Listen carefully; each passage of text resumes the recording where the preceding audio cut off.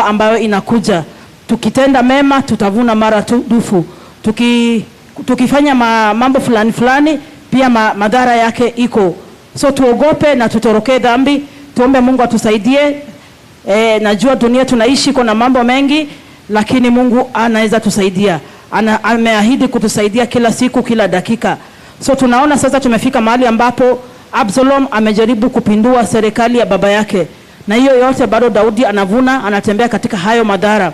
So hapo ameshajaribu kupindua serikali ya baba yake, amepindua, na tunaona baba yake badala ya kupigana na yeye ametoroka, akaelekea pale jangwani, akasema hakutaka kupigana na kijana yake, bali aliamua kumkimbilia Bwana, kwenda pale jangwani na alilie Mungu, na akatumia methods zilikuwa soft methods, kama vile kutuma watu wake pale ndani, kuweka spies wake ndani ya ile serikali. Anasema ile serikali ya Absalom iendelee, lakini akahakikisha priest Zadok the priest and the other priest wamerudi back to Jerusalem, ili wazidi kumuombea na wazidi kusimama kwa pengo na wazidi kujua vile mambo inaendelea pale Yerusalemu.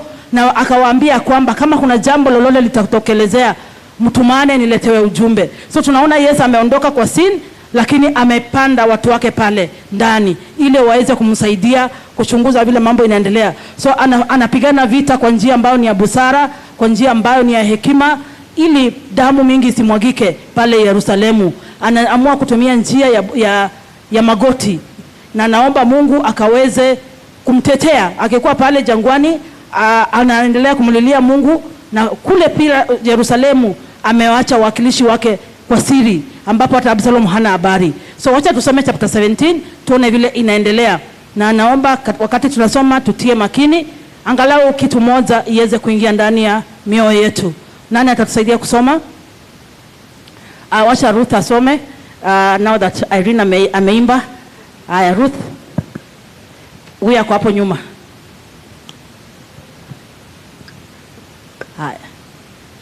Ahithophel said to Absalom, I will choose 12,000 men and set out tonight in pursuit of David. I will attack him while he is weary and weak.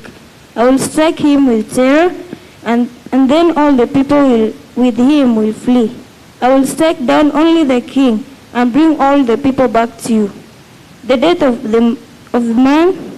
the man you seek will mean the return of all. All the people will be unharmed. This plan seemed good to Absalom and to all the elders of Israel. But Absalom said, Summon also Shai the Archite, so we can hear what he has to say as well.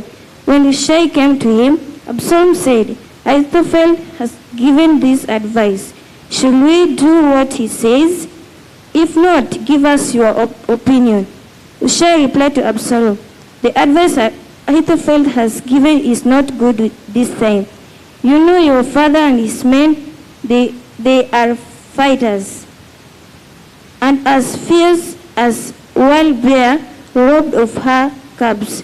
Besides, your father is an experienced fighter.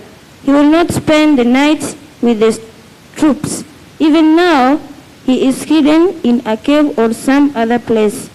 If he should attack your troops first, whoever hears about it will say, there has been a slaughter among the troops who follow Absalom.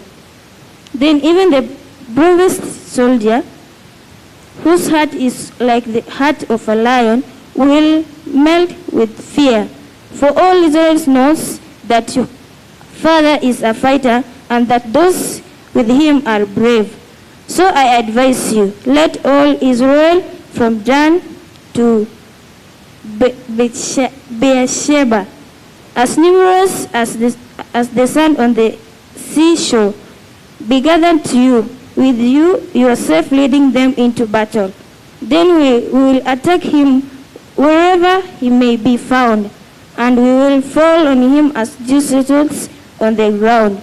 Neither he nor any of his men will be left alive. If he withdraws into a city, then all Israel will bring ropes to that city, and we will drag it down to the valley until not so much as pebble is left. Absalom and all the men of Israel said, the advice of Shai the Archite is better than that of Ahithophel. For the Lord has determined to frustrate the good advice of Ahithophel in order to bring disaster on Absalom.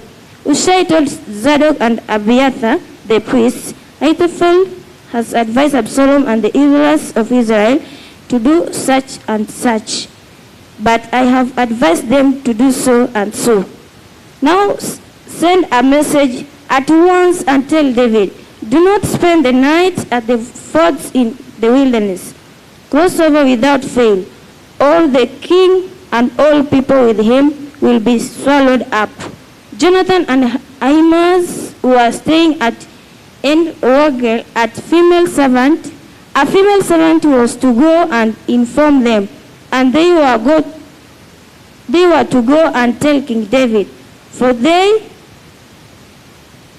could not risk being seen entering the city.